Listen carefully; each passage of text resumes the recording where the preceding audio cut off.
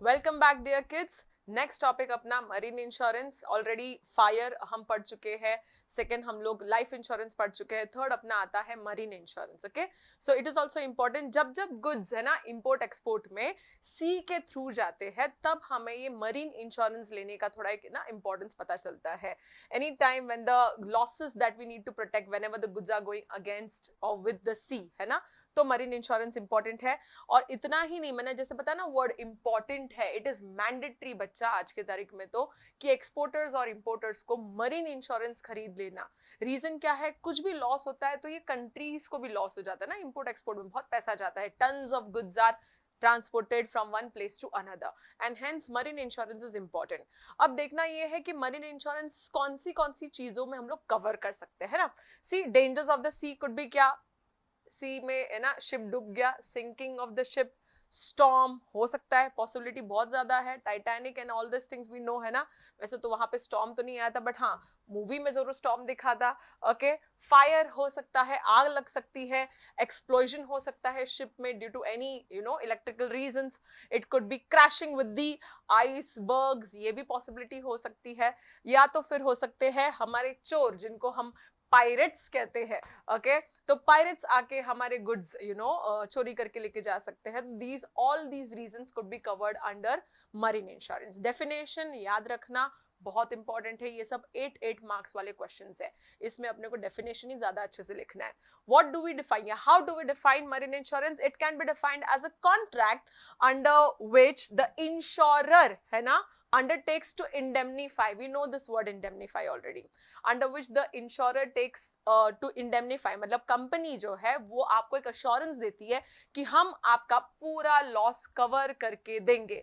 indemnify the insured, वही against the losses incidental to marine adventure. Adventure से कम नहीं है ये चीज, है ना, क्यों? क्योंकि पानी है ना, पानी में एडवेंचर तो होना ही है। अभी तो देखिए कितने सारे एडवेंचर्स की वजह से आप लोग इंश्योरेंस ले सकते हो, right. So let us see some of its types अभी। ओके, सबसे पहले आता है voyage policy. The word voyage का मतलब क्या है? From one place to another, मतलब वो सफर जो है ना, नॉट द अपना इंडियन सफरिंग वाला, बट ये सफर, अच्छा सुहाना सफर। ओके, तो सुहाने सफर को कवर करने के लिए हम लोग बोलते हैं voyage policy. Okay, so it is a policy which is subject matter of in the insurance, it is a subject matter जहां पे एक जगह से दूसरे जगह पे जाने तक के लिए जितना भी टाइम आपका इन्वॉल्व होगा वो पूरा कवर हो जाएगा। See, it only begins when the ship starts on the voyage, वो सफर शुरू होता है तब ये पॉलिसी शुरू होती है। For example Mumbai to New York, Mumbai से निकला, पॉलिसी शुरू, न्यूयॉर्क पे पहुंचा, पॉलिसी खत्म, that is voyage policy. Okay, next आता है टाइम पॉलिसी। अब सफर थोड़ा लंबा हो सकता है ना, कैसे कैसे कटेगा ये कैसे पता, तो कई बार लोग टाइम पॉलिसी लेते हैं ना। टाइम का मतलब क्या है बच्चा? प्रॉपर पर्टिकुलर टाइम में अपना शिप पहुंच जाना चाहिए। अगर टाइम खत्म, इंश्योरेंस खत्म। See, it is for a definite period of time against the dangers of the sea और perils of the sea, right. Time policy can not be for a period exceeding 1 year, लेकिन इसके अंदर हम एक continuation clause जरूर डाल सकते हैं। कंटिन्यूएशन क्लॉज का मतलब क्या है बच्चा? अगर वक्त पर नहीं पहुंचा तो क्या, तो इंश्योरेंस तो खत्म ना, उससे अच्छा उसके ऊपर हम लोग एक छोटा सा और इंश्योरेंस बोल देते, that is with the continuation clause, जहां पे हम लोग बोलते हैं कि जब तक वो न्यूयॉर्क नहीं पहुंचेगा तब तक प्लीज ये ऑन रखना हमारा पॉलिसी। ओके, सो टाइम पॉलिसी में हम लोग सिर्फ एक कंटिन्यूएशन क्लॉज डाल सकते हैं। मिक्स्ड पॉलिसी, इन दोनों का मिश्रण हो गया यहाँ पे, मतलब क्या? दोनों कौन सा? Voyage policy and time policy, दोनों का मिक्सअप होगा यहाँ पे बच्चा। Okay, so it covers both particular voyage and for a particular period of time. Policy can be taken from Mumbai to New York for 40 days, okay, and starting from 1st February 2022, the time है ना, till whatever time we can say, till की जरूरत नहीं है, आप लोग देख लो voyage जब तक पहुंचता नहीं है ऐसे भी चालू हो जाएगा ना। Okay, next is valued policy, बहुत इंपॉर्टेंट है ये, थोड़ा बहुत मैच करता है अपने फायर इंश्योरेंस से। वैल्यूड पॉलिसी, ऐसे गुड्स जिसकी वैल्यू हमें पता नहीं होती, मतलब market value keeps on changing, है ना, and you may never know जब तक ये प्रोडक्ट जा रहा है दूसरे कंट्री में उसका वैल्यू चेंज हो सकता है, या तो गिर भी सकता है या तो ज्यादा भी हो सकता है। तो गिर जाता है तो भी अपने को लॉस है, ज्यादा हो जाता है और अगर हम लोगों ने वो पॉलिसी नहीं ली तो भी हम लोग को ना लेस प्राइस में मिल रहा है, वो लॉस हो जाता है।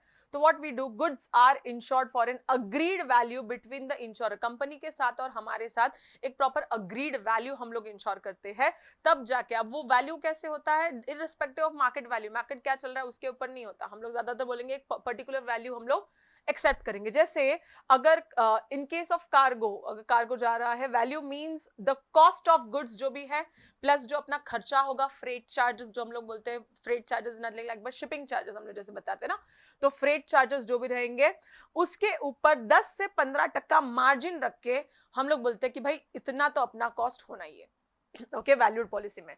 तो वैल्यूड पॉलिसी में ये आएगा 10 से 15% ऊपर का कॉस्ट अपन लोग ऐड कर देते हैं।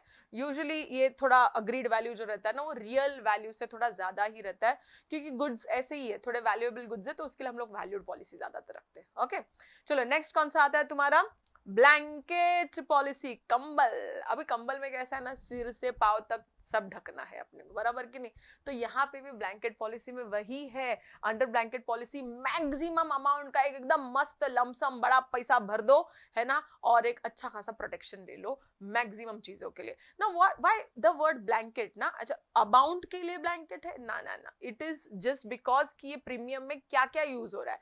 अमाउंट ऑफ प्रीमियम यहाँ पे हम लोग एडवांस में पे करते हैं, बड़ा अमाउंट है ना, लमसम है इसके लिए।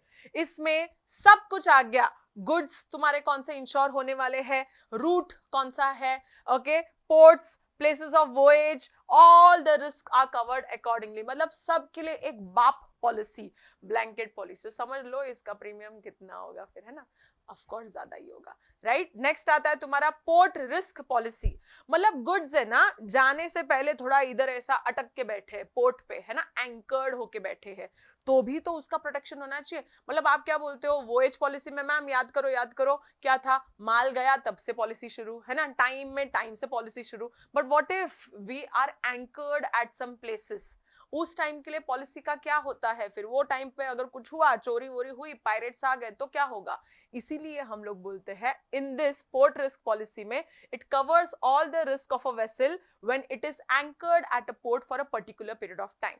तो यहाँ पे अगर चोरी वोरी हो भी जाती है तो कोई टेंशन नहीं, अपना पैसा मिल जाएगा, है ना। This policy is applicable till the departure, एक बार वो शिप जो एंकर्ड है ना, वो एक बार चालू हो जाती है, डिपार्चर हो जाती है, तो बाद में तो वोएज पॉलिसी ऑफ कोर्स उसको संभाल लेगी, लेकिन तब तक port risk policy. Okay, composite, अगर आपको याद है प्रिंसिपल्स ऑफ इंश्योरेंस में मैंने एक सी से चालू होने वाला एक ऐसा पॉइंट बताया था, कॉम्पोजिट, उसी का थोड़ा बहुत सिमिलर है, contribution in principle, composite in this type. Contribution मतलब क्या, हम लोग 2 या 3 इंश्योरर से, है ना, पैसा या यू कुछ से इंश्योर करवाते हैं अपने गुड्स को, तो वैसे ही यहाँ पर है कॉम्पोजिट पॉलिसी, जहाँ पे मोर देन 1 इंश्योरर्स के पास जाते हैं हम लोग, क्योंकि माल थोड़ा बड़ा है, शिप से जाते हैं, बड़े बड़े यू नो कंटेनर्स होते हैं, बहुत माल जाता है, बड़े बड़े शिप्स होते हैं, राइट। तो एक कोई इंश्योरेंस कंपनी इसको झेल नहीं पाएगा लॉसेस अगर हुए तो इसीलिए हम लोग मोर देन 1 सेपरेट है ना, लोगों से अलग अलग पॉलिसीज लेते हैं। जब लॉस होगा वो लोग उसी सेम प्रपोर्शन में वो लोग अपने को पे कर देंगे, सिंपल है ना। नेक्स्ट आता है अपना सिंगल वेसल पॉलिसी, छोटे सरकार है ना, छोटे लोग, हम लोग छोटे छोटे शिप ओनर्स होते हैं, वो लोग क्या बोलते हैं, भाई हमारा इतना बड़ा बड़ा है ना, माल नहीं जाता, छोटे मोटे माल जाते हैं, ठीक है कोई बड़ी बात नहीं, it covers the risk of 1 vessel of the insured, that's it. छोटे मोटे अगर माल जाने हैं, ऐसे छोटे मोटे सिंगल वेसल पॉलिसी आप लोग ले सकते हो। ओके, लास्ट आता है इसमें फ्लीट, डबल है ना यहाँ पे, fleet and block policy. Okay, now what do you mean by fleet policy and block policy. Fleet policy का मतलब क्या है, अगर मेरे पास ऐसा कुछ एक प्रोडक्ट्स है या कुछ मेरे पास बहुत सारे शिप्स है, okay, belonging to me, okay, Several ships belonging to one owner are insured under one same policy. मेरे पास बहुत सारे शिप्स है या मेरा माल बहुत सारे शिप्स में जा रहा है, तो मैं फ्लीट पॉलिसी लूंगी जहां से सब कुछ ही मेरा कवर हो जाए. एंड एक आता है block policy. Block policy almost blanket की तरह है, बट कुछ कुछ चीजें वहां पे है जो यहाँ पर नहीं है. हम लोग क्या बोलते हैं ब्लॉक. ब्लॉक का मतलब क्या है? माल कहाँ कहाँ से जा रहा है. माल कहाँ कहाँ से? मेरे गोडाउन से जाता है, गोडाउन से फिर वो बड़ा सा एक ट्रेन आता है, मालगाड़ी, मालगाड़ी से पोर्ट पे जाता है, पोर्ट से फिर आगे जाता है. तो ठीक है, सब कुछ यहाँ पे आ गया. सी, कार्गो जहां जहां से जा रहा है, covering the risk of rail, covering the risk of road, covering the risk of sea transport, हर एक ट्रांसपोर्ट ब्लॉक बाय ब्लॉक यहाँ पे कवर हो जाता है. Fleet policy, too many ships by one person. तो बाबा ये सारी चीजें डाल दो एक टाइम पे, है ना. एक ही बड़ा पॉलिसी ले लो, उसमें बहुत सारे शिप्स आ जाएंगे. नेक्स्ट आता है तुम्हारा block policy. Block block block, जहां जहां से अपने गुड्स जाएंगे वो सारी चीजें, सारा ट्रांसपोर्ट यहाँ पे कवर हो जाएगा. तो ये सारे थे तुम्हारे types of marine insurance. Please याद रखना, मैंने आपको अब हर बार बताया है, 3 such topics which the government is looking forward for putting it in your 8-mark question, that is the life insurance, marine insurance and fire insurance. They all are eligible for 8 marks. Okay, in fact the chapter 4 is important. Okay, so stay tuned for the next topic. Next अब नया हम लोग service पढ़ेंगे. Okay, bye.